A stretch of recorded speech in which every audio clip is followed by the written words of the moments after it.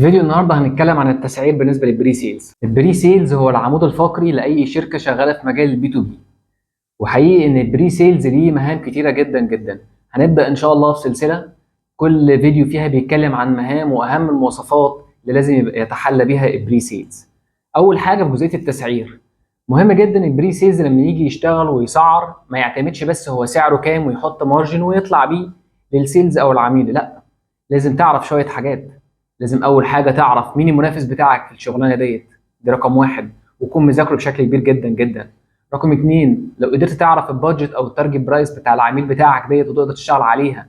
رقم ثلاثة، شوف كمان طرق الدفع للعميل هيدفع بيها عامله ازاي. خلي بالك بقى معايا، التسعير مش معناه ان انت خدت سعر الايتم او خدت سعر البرودكت بتاعك من الفندور او من السبلاير بتاعك تحط عليه مارجن ثابت وتطلع بيها للعميل. ده كده تسعير غلط خالص، واللي علمك كده هو ضلك.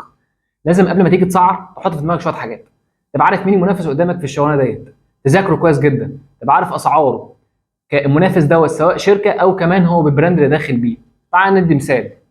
النهارده انت شغال في مشروع وداخل قدامك شركه هي وكيله لبراند اسمه اكس، فانت لازم تكون مذاكر الحاجتين. الحاجه الاولانيه الشركه ديت تسعيرها عامل ازاي، الحاجه الثانيه البراند اللي اسمه اكس دوت اسعاره عامله ازاي.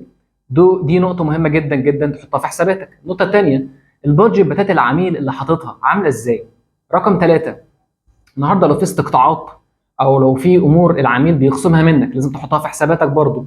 رقم أربعة، العميل بيدفع ازاي، ودي بتبقى موجوده كشروط في اي مناقصه بينزلها العميل ايا كان بقى الجهه. دي حاجه. طب لو العميل مش منزلها لازم تسال عليها، تقول له حضرتك يا مستر كاستمر بتدفع ازاي؟ يعني هل النهارده هيبقى بمجرد ما انا اورد اخد فلوسي؟ طب الفلوس دي بتاخد وقت قد ايه؟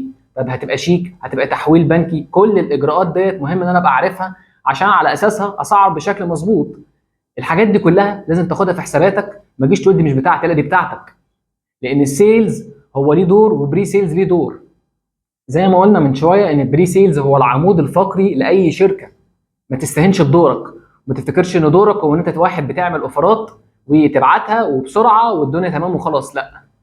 ادوارك كتيره جدا جدا، وخليك قاعد معايا ومركز لان هتبقى السلسله دي قويه جدا ومفيده ليك. اشوفك الفيديو الجاي. السلام عليكم.